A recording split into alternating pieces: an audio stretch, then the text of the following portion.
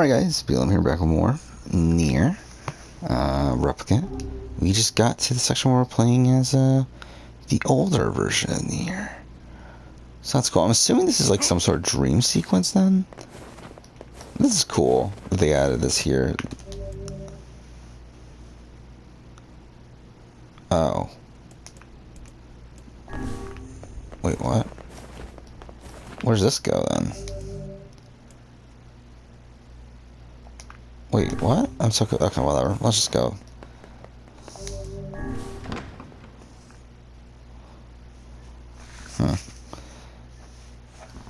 Yeah, I did want to go and... no.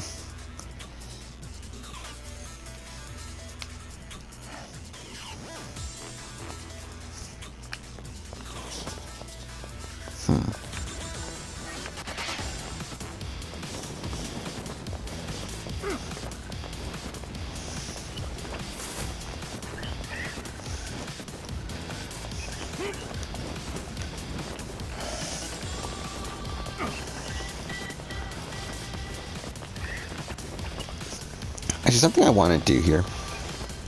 I wanted to re-watch my Kingdom Hearts video from my other channel, which is a very early video I did where I talked about my experience with the Kingdom Hearts series, which is still to this day my least viewed video on my other channel.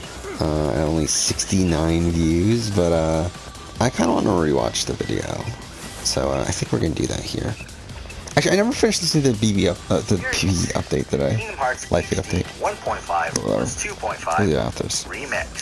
So let's get this out of the way. There will be spoilers for every single game in the collection, which includes Kingdom Hearts 1, Chain of Memories, 358 Over 2 Days, Kingdom Hearts 2, Birth by Sleep, and Recoded.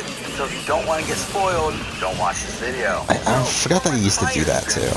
Kingdom Hearts is a series I've always wanted to get into, but I just never could. I played Kingdom Hearts 1 for the first time back in like I think 2011 on the PS2, and while I did play about half of the game, I never really connected to it. Then I bought this collection on Black Friday of 2017 and gave Kingdom Hearts 1 a shot once again, and still didn't really care for it. I stopped playing the game after Wonderland.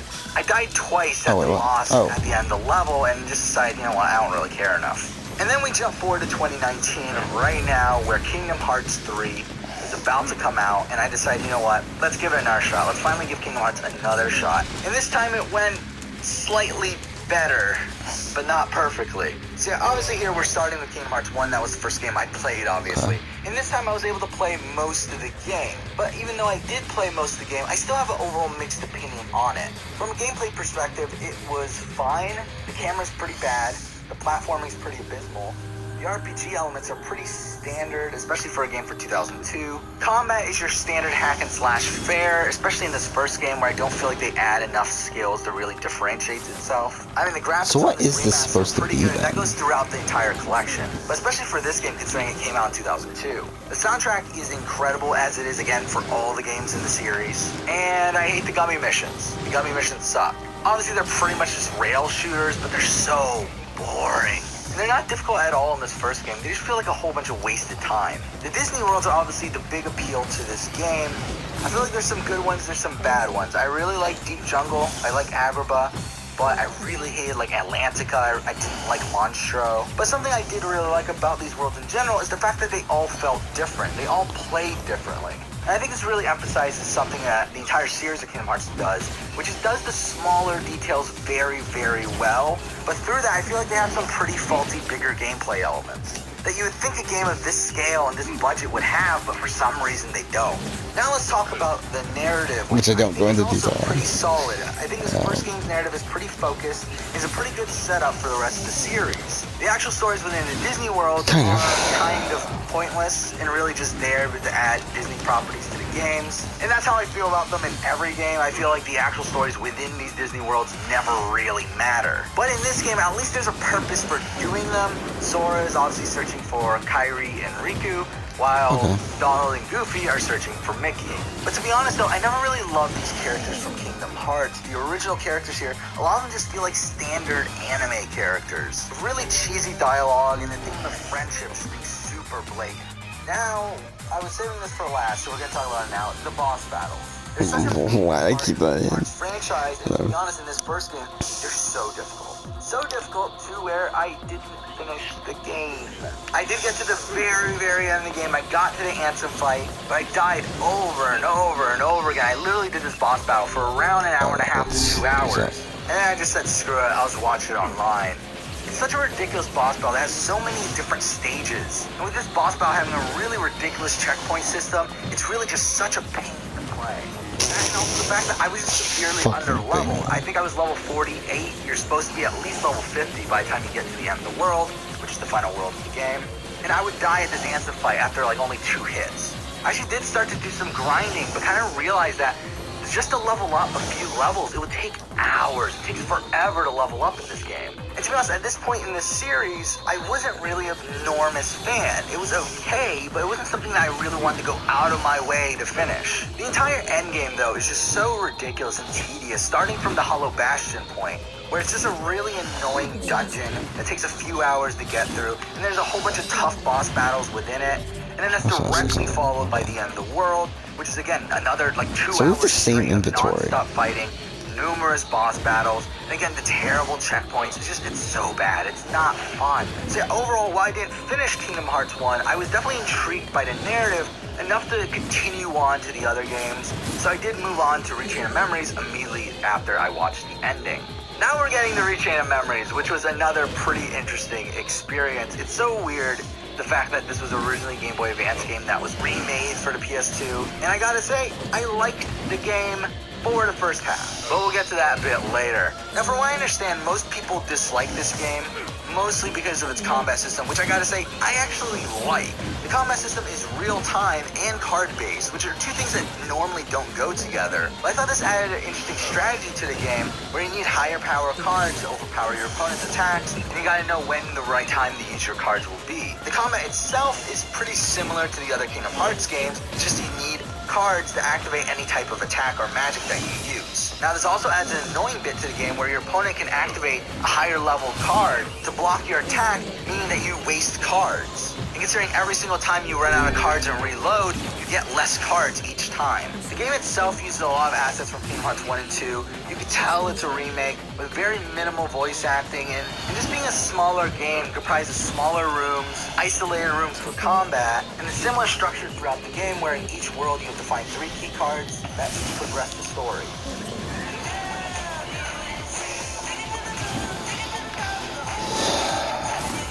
It's funny, like how, again, just how different I am now in terms of how I make videos on the channel then.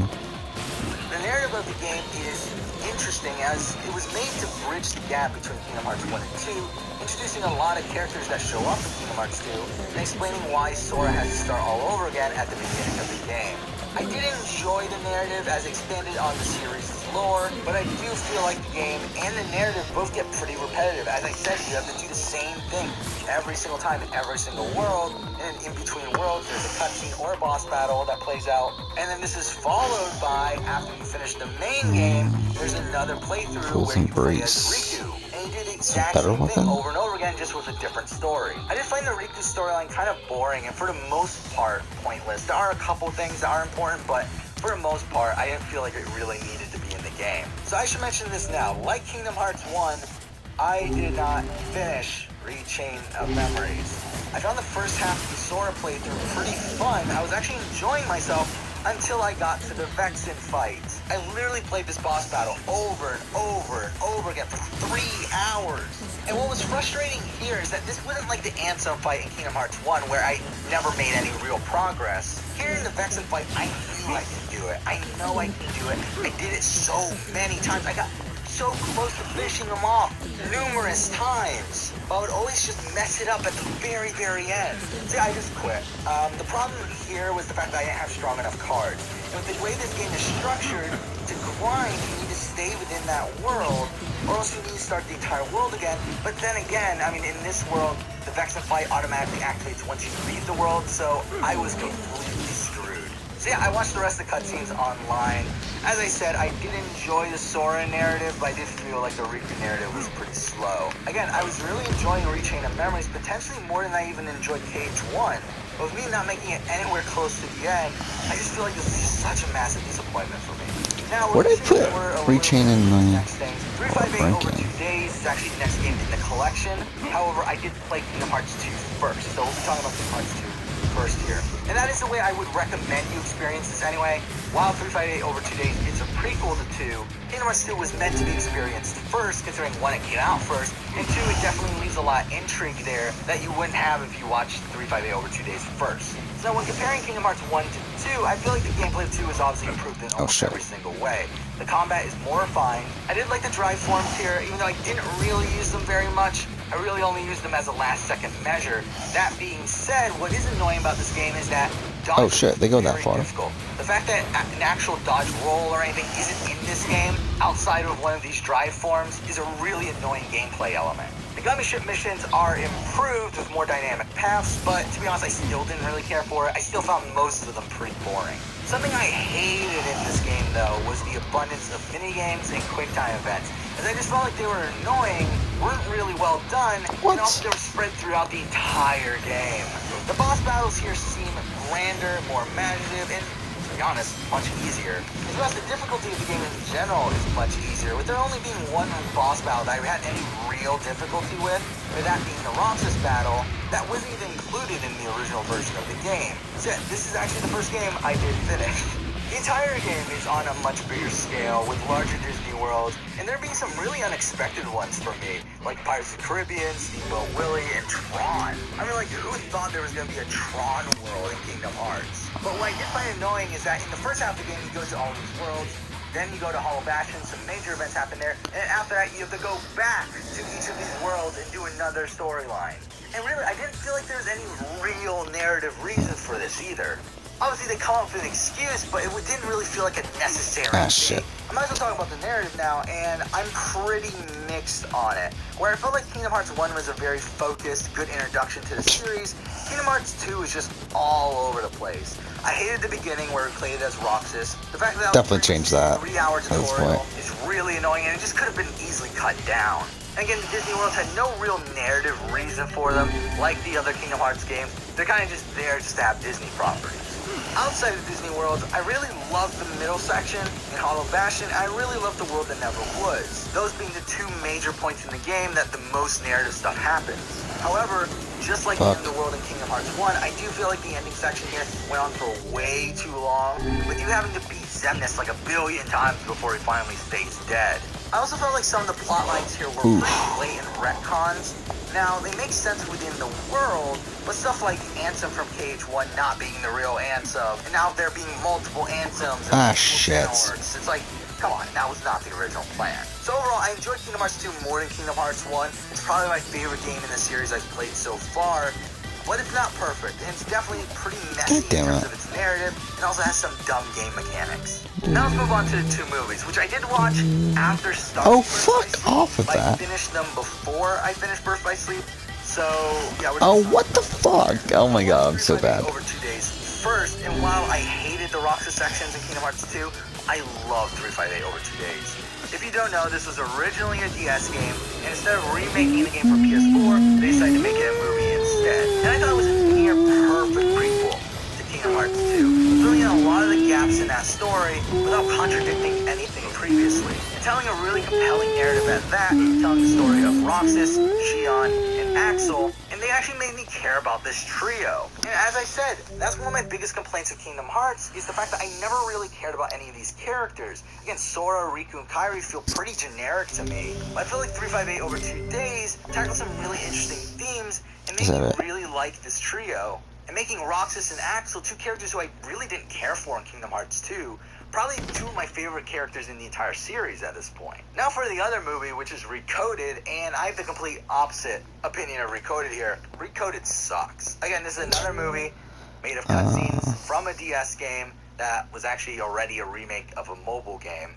It's easily the worst thing in this collection, with 99% of this movie being completely pointless. Literally nothing important happens until the very end, which does tie in the characters from 358 over 2 days and Birth by Sleep into the current narrative, and also sets up the events of Dream Drop Distance, but that's literally like the last 10 minutes of a 3-hour movie.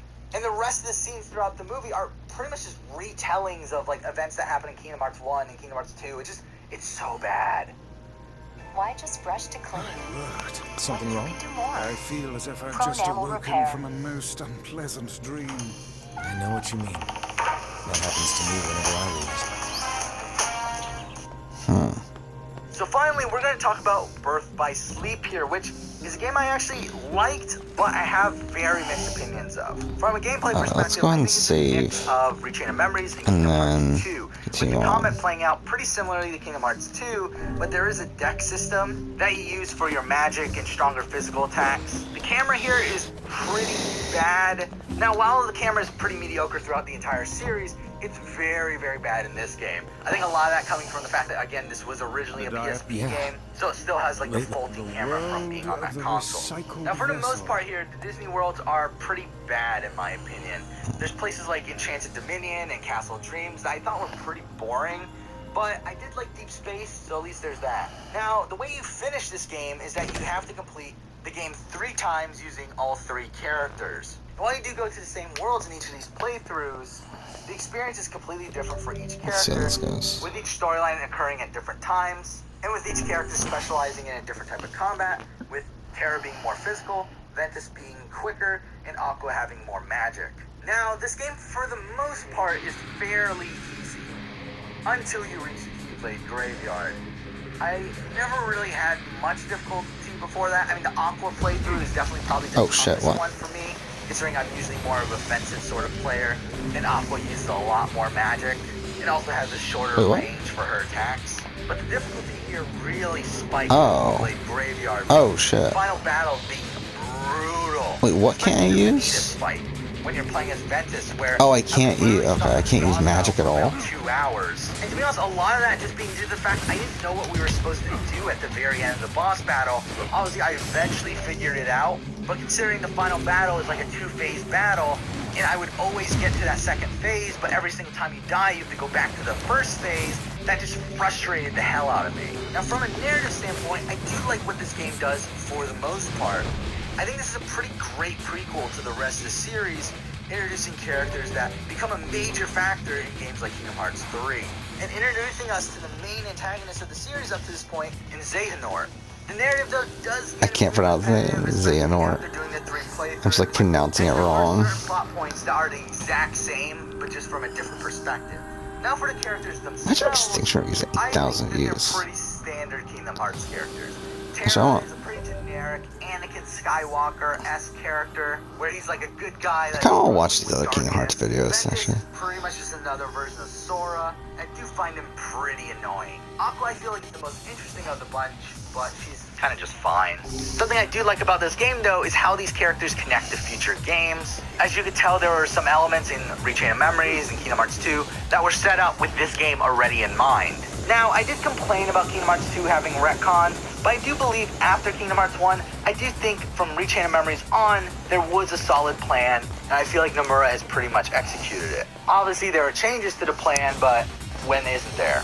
Now, when it comes to the true ending of Birth by Sleep, I gotta be honest here, I did not do it.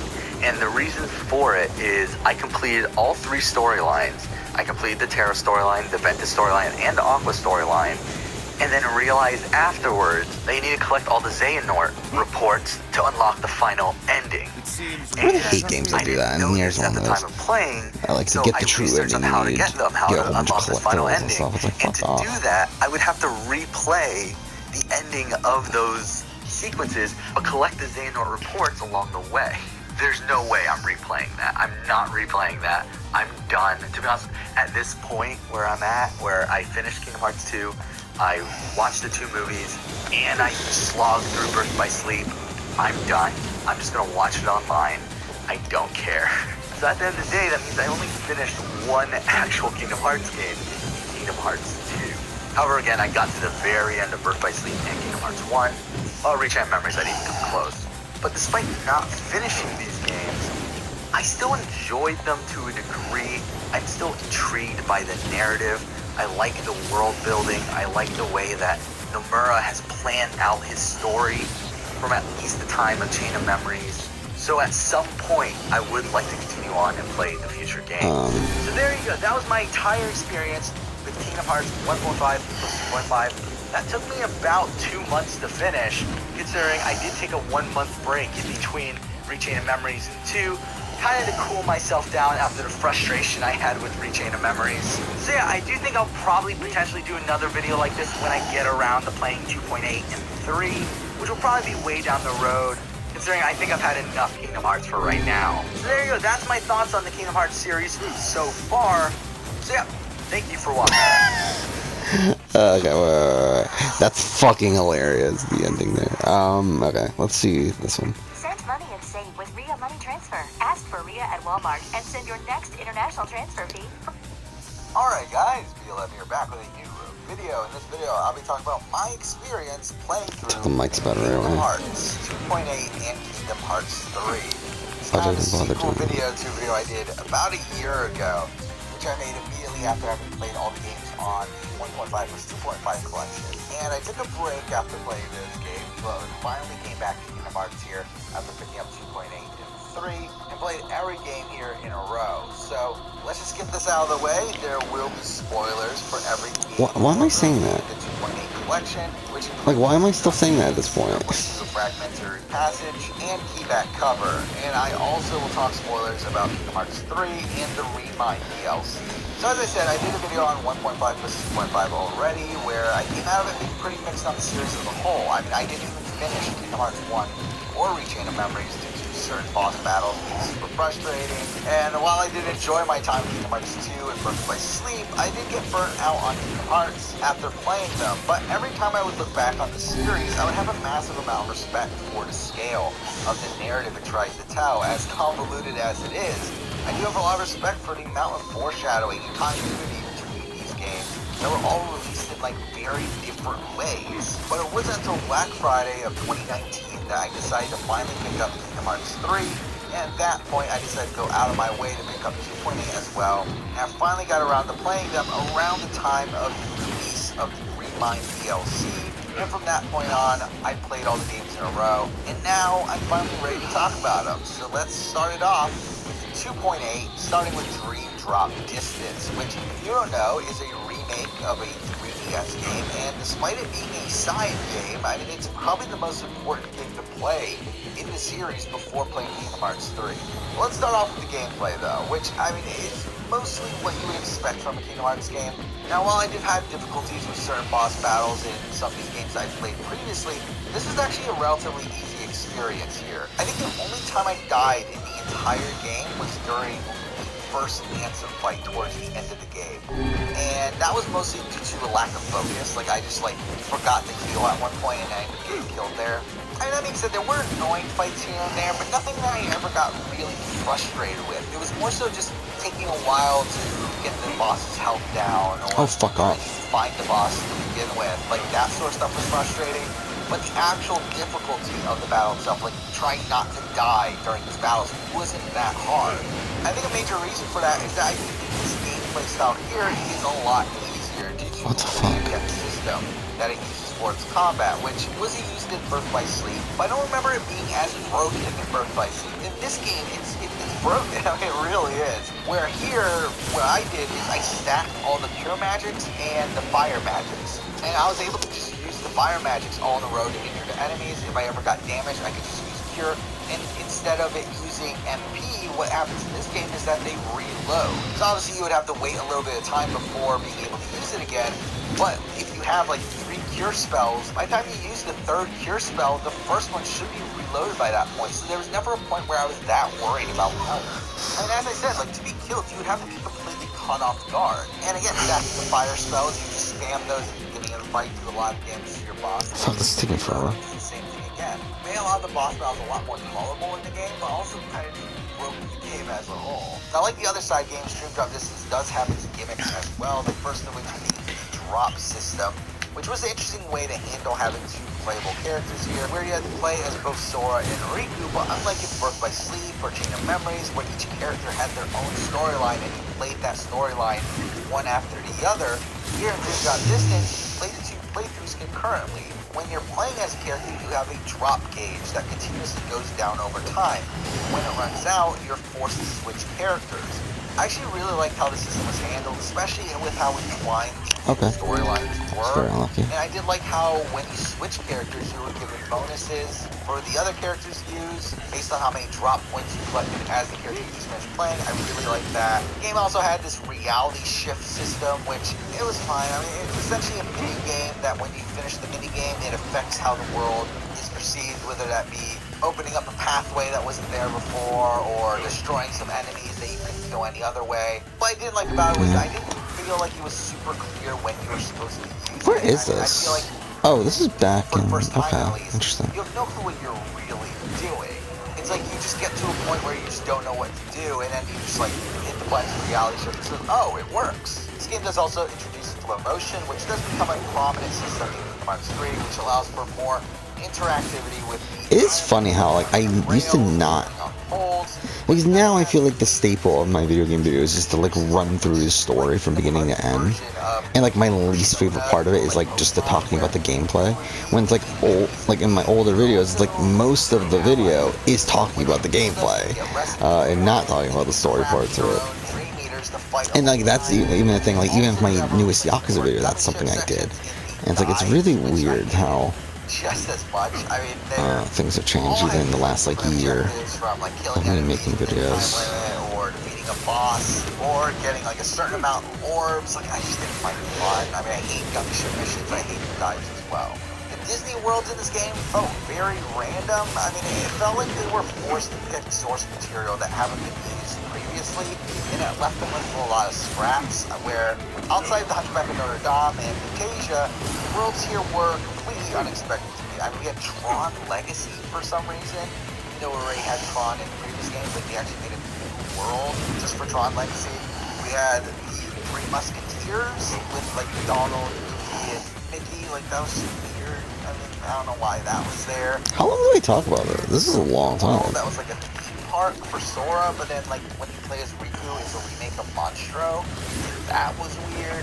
Which I also didn't love, like the inconsistency between how like sometimes when you play as Sora and Riku, when you switch between characters, like these worlds are completely different, but then sometimes they're exactly the same. But that's just a minor complaint there. But now let's talk about the narrative, which I found pretty strong, especially towards the end of the game. Most of the game revolves around this Mark of Masteries exam, which this could have been its own video, just talking about Dream Drop Distance. Game, obviously Disney World stories are. It's like it looks like it's gonna end up being like nearing 10 minutes of me just talking about Dream Drop Distance. How long's the video in total? 24 minutes? I mean, it's the game that we finally learn about. Yeah, so like if I actually just talked about the narrative, like this could have been its own video. Gathering the 7 Guardians of Light and the 13 Seers of Darkness. But something I did really like about this game is that something that I've had a problem with Kingdom Hearts as a whole is that I find it very tough to connect to the characters. I felt like this game really made me like Riku so much more, where he gets so much more development in this game as his storyline becomes the main storyline of the endgame, where Sora gets consumed by darkness and Riku has to go and save him. And coming out of this game, I think Riku is probably my favorite character in the franchise. I didn't even mention the inclusion of characters from the World End Review, which did seem pretty pointless, as they do get a good chunk of screen time in Traverse Town, but they're never shown actually doing anything, and they don't really affect the plot too much anyway. Overall, I did have a pretty good... Yeah, like I barely talk about the story there. Like it's so weird. It's like now that's what I focus on. I did find it kind of redundant how the final boss battles were once again fighting Ansem and Xemnas again, but I did like what they did narratively here. I mean, they put the final pieces that were needed to move on to Kingdom Hearts 3, allowing us to learn more about Xehanort. Despite being the main antagonist of the entire series at this point, we know almost nothing about him. So because of that, I came out of this game really excited getting around to play Kingdom Hearts 3. But I had to play one more game before I got to that game, and that was 0. Yeah, so that was 8.5 minutes on just which was meant to be a teaser for Kingdom Hearts 3. Dream Drop Distance. Built for this 2-game collection, and it tells us the story of Aqua while she was in the Realm of Darkness, after the true ending of Birth by Sleep. And 0.2 here is fine. I mean, it's what you would expect from a teaser. It's really short. I finished it in about an hour and a half, which is around the same length I would take to complete one world in any series game. And the game was split into 4 different levels that had inspiration from the from Birth by Sleep, and I thought that was a really cool callback. Obviously, we see more of Aqua, who I love as a character. I think she might be my favorite character in all of Kingdom Hearts. I mean, again, it's her. I literally just said earlier in the video, Riku is my favorite character. Fuck it, whatever. Hearts 1, where Mickey encounters Aqua right before Stage 1's ending, showing that. And I talked about in the previous video that I didn't like that Aqua was just fine.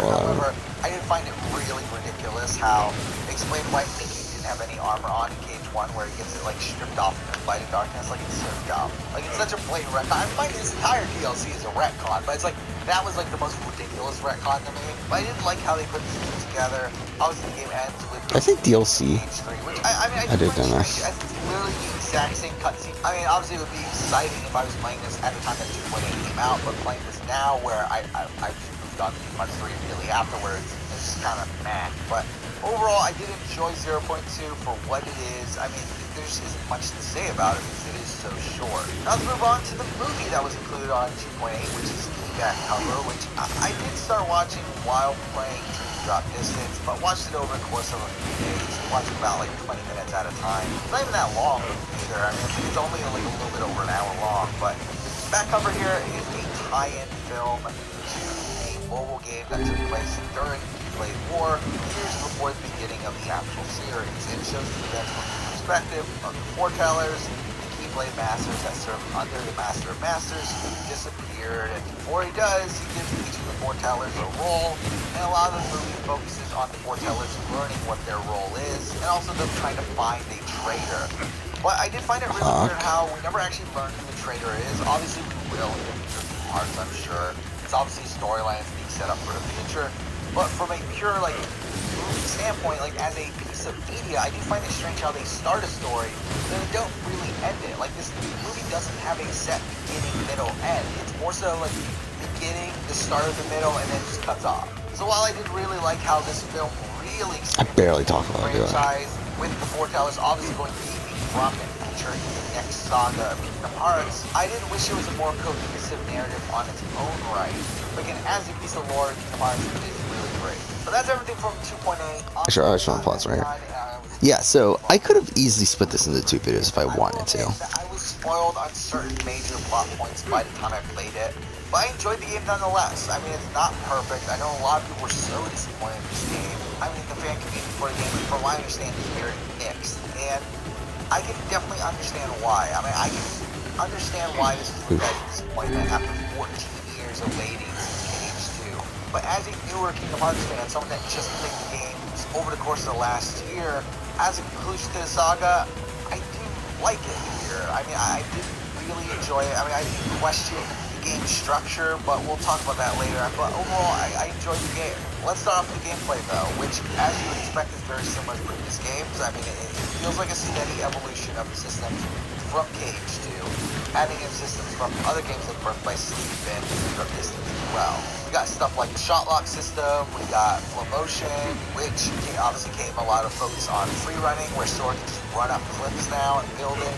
Something new here was the attraction flow attacks, which use like Disney park rides as inspiration, which I did find kind of weird. I mean, I also didn't love that they were pretty much completely RNG on which ones you could get, but I thought they added a new dynamic to the gameplay, and overall they were just fine. And the same thing goes for like the team up attacks and also the special Keyblade attacks, where in this game it seemed like they were completely up to RNG which one would have been. And because that felt like there was a lot less agency from the player during combat, and I can understand why people would find that disappointing, but I personally really enjoyed the combat in this game probably more than... Oh god, I've wasted all my fucking health. How long? I mean, that makes sense. What the fuck? These guys are taking forever. Is also another factor. I'm someone that plays games for the experience, for the narrative, not really for the difficulty. I mean, I'm someone that I usually play games either on easy or normal. I don't go for hard difficulty. So unless it's a game that I'm really, really into, unless it's like my second or third playthrough of a game. But like considering I can get through the Ants of Fight in Part 1 and also the Vexed of Fight in Chain of Memories, I do play the Kingdom Hearts games on the easiest difficulty. But for me, this was definitely the easiest game to finish out of the entire bunch. Where coming into the end game, despite being underleveled, I mean, I believe you're supposed to be somewhere in the range of like level 42 or something. I was level 39. I never died at any of the bosses, and for me that's a positive. I can understand why people find that to be a negative. I know why people wanted the final Xehanort fight to be brutally difficult, but it's like, for me, I'm fine with the way it is. Now let's talk about the Disney World, which just like most other Kingdom Hearts games, I mean, they're my least favorite parts. I mean, I know a lot of people love the Disney aspect. For me, I don't care about it.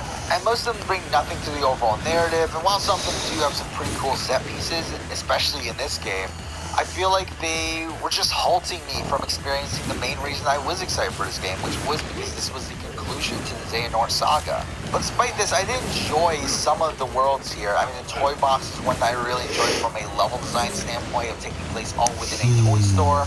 Going from department to department to fight different types of Heartless. The Kingdom of Corona is probably my favorite from a character perspective, and again, the cutscenes in this portion of the game were just simply beautiful. I mean, they look like they were right out of a Pixar film. Metropolis was kind of a dull world to me in my opinion. I'm surprised I went through all the worlds. It was a linear section of the game, and I wasn't a big fan of how the game was designed there. Arendelle was just... Yeah, this is now, I would do this, but I was just doing so much more detail. And also having to deal with Olaf was just really annoying. The Caribbean was probably where I was the most impressed from a gameplay standpoint, where to see them build this entire naval combat system just for this little section of the game was very impressive to me. But narratively, I found this one to be probably the most boring of the bunch. Or 45 minutes. Tokyo was a really weird structured level as well. I did think it was fun to fly around the city, but outside of that, I didn't really care for what was going on there either. I mean, I love how I even forgot about Olympus. I mean, Olympus was fine. I mean, while it was a cool tutorial, I did find most of the level kind of boring. I mean, there was some fun, like running up cliffs and sliding through fires and all that sort of stuff. That was fine. I was kind of underwhelmed though by the lack of Radiant Garden or Destiny Island gameplay, as they were only shown in cutscenes, which was kind of weird considering how important they are to the overall series. To have them in this game but just not playable was a weird choice to me. Now let's talk about the narrative, which conceptually I found brilliant. I mean, this is essentially the Avengers for the Kingdom Hearts franchise, where all these groups that we've seen together in previous games, the main series trio, the Birth by Sleep trio, and the 358 over 2 days trio, those characters and storylines finally come together here. But not just those, we also get threads from things like Recoded and Union Key, which was surprising to me. But the biggest flaw to me is that nothing of importance happens until after we finish the Disney Worlds. Like, it's so strange how we have, like, what, 3/4 of the game, and, like, nothing happens in the main narrative. But in the back fourth of the game, everything happens. I mean, you spend the first 3/4 looking for the power of waking, which is this all-powerful power that just seemed like it was made up solely as a plot device. And we never really get the full rules of what this power is, how Sora eventually got it back, all that sort of stuff. Like, it's just kind of dumb. And that made the first, like, 20 hours of the game feel kind of underwhelming, when the main reason I was playing the game was for really what happened in the last, like, 5-ish hours. From the point you leave San Francisco on, it's fantastic. I mean, all the stuff with Aqua is probably my favorite content in the entire game, where Aqua wakes up in the realm of light. Like, that was such a great scene. And then we go from that immediately to the land departure and the Awakening Ventus. That was fantastic as well. Although we got like a Mass Effect-esque, like, final day sequence where all the characters are interacting the day before the final battle. That was really fun. And then we get to the Keyblade Graveyard. Wait, what? What did I say? A Mass Effect-esque, like, final day sequence. And then we go from that immediately to the land of departure and Awakening Ventus. That was fantastic as well. I love how we get like a Mass Effect-esque, like, final day sequence where all the characters are interacting the day before the final battle. That was really fun. And then we get... How is that Mass Effect-esque? Where... Like, what is Mass Effect-esque? Start of it, where the opening scenes were kind of fine. And I liked the final world as a whole, but after that, I felt like the Lynch stuff was kind of boring to have to fight him like, what, 7 times over and over. It's just so boring. Really annoying. That really ruined the pacing there. Having to watch the opening scene again, which is kind of weird. But obviously, once we get to the fight between the 7 Guardians of Light and the 13 Seekers of Darkness, it's fantastic, and it's fantastic from that point on. I mean, I love all these fights, and the character interactions there were fantastic. Though I didn't love how right after you kill a certain enemy, you would get the cutscene right away. It just seemed dumb logically, because essentially you're saying, so other guy that you're fighting is just like standing there waiting, saying, oh yeah, I'm gonna let you have that conversation there. It's just kind of ridiculous. But again, there were great scenes within this. I mean, Luxor's final words were really fun, and you can definitely tell that it's setting up a storyline in the future as well. The reunion of both the Birth by Sleep trio and the 358 Over 2 Days trio, that was really great, really heartwarming. But I didn't love how Sora was involved in every fight. I mean, obviously you kind of had to have it that way from an gameplay standpoint, as you would want all the stuff that you built up to this point to be worth it by having Sora, the character that you've leveled up and everything, be involved in all these fights. But I thought narratively it just made Sora too important. Like, I don't love the aspect of, like, Sora needed to be at all these spots at the moments that all these enemies were needed. I think it would have been a lot better if you were playing as, like, Riku for that Riku fight, playing as Mickey for when he fights his stuff, playing as Aqua during the fight with Xehanort, like that sort of stuff. Which they end up fucking doing for DLC. Do I talk about Remind? Kind of fix it for Remind, but we'll talk about that a bit later. I guess I do. After that, we get Xehanort killing Kairi, and I really want to like Kairi. I mean, I feel like Kairi is the type of character that you should be liking in the series, but it just feels like Nomura doesn't want to actually make her likable. I mean, she just easily gets captured by Xemnas, and then just gets killed just like that. A third one? The final boss battle was Xehanort in Scala Ad Kalium, or whatever it was called, which was a really nice, like, looking world. I really like that area. What is this actually considered? I did find the final Xehanort fight to be kind of underwhelming, where I found the boss with Xemnas, Ansem, and young Xehanort to be a much better boss battle. I also didn't like how they had to redeem Xehanort at the end there. Now, I'm pretty sure this is to set up a storyline for the future. And also, I mean, like, normally I am a fan of complex villains. I don't love it when people are purely evil or purely good in a narrative. I feel like that's lazy writing. But for them to not even set this up and then throw it in at the last second, I feel like it's even lazier writing. Though again, I do think this is setting up storylines for future Kingdom Hearts games. Alright, let's go ahead and save and then we'll end. And next episode we'll do that. So we're not making really any progress in the main story in this. That shot of him fading away is fantastic. I think such a great way to end this entry in the series. And oh shit, I went the wrong one. Remind, which obviously I'll talk about in a bit. But we also get a post-credit scene, which one's I here. absolutely adored. To be honest, it might be one of my favorite scenes in the entire series, where thank you for watching. the Lushu reveal, where Lushu turns